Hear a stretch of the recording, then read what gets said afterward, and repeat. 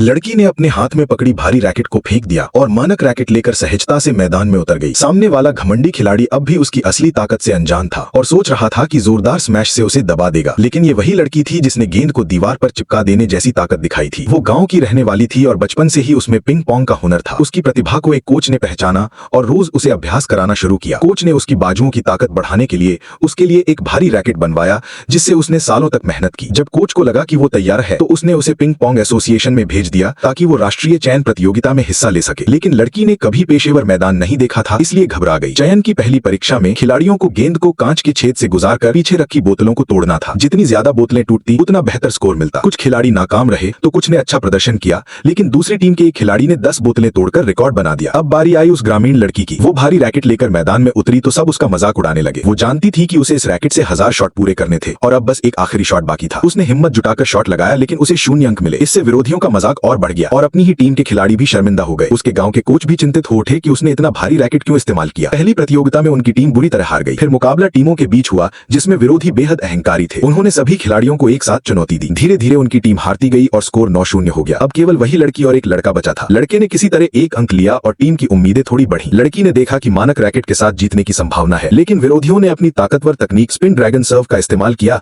जिससे उनकी टीम का सबसे अच्छा खिलाड़ी भी चोटिल हो गया। विरोधी ने अहंकार से कहा कि वो तो बस एक रिजर्व खिलाड़ी है। ये सुनकर लड़की और भी घबरा गई। अब टीम की आखिरी उम्मीद वही थी। उसने भारी रैकेट की तरफ देखा और सोचा कि 1000 शॉट की शर्त तो पूरी हो चुकी है। अब उसने मानक रैकेट उठा लिया और विरोधियों को चेतावनी दी कि आज वो अपने हाथों की ताकत से उनके घमंड को तोड़ेगी। वो दृढ़ निश्चय के साथ मैदान में उतरी, जबकि सामने वाला खिलाड़ी अपनी खतरनाक चाल चलने को तैयार था। अब आगे क्या होता है ये जानने के लिए सब्सक्राइब करें और कमेंट करें पार्ट 2।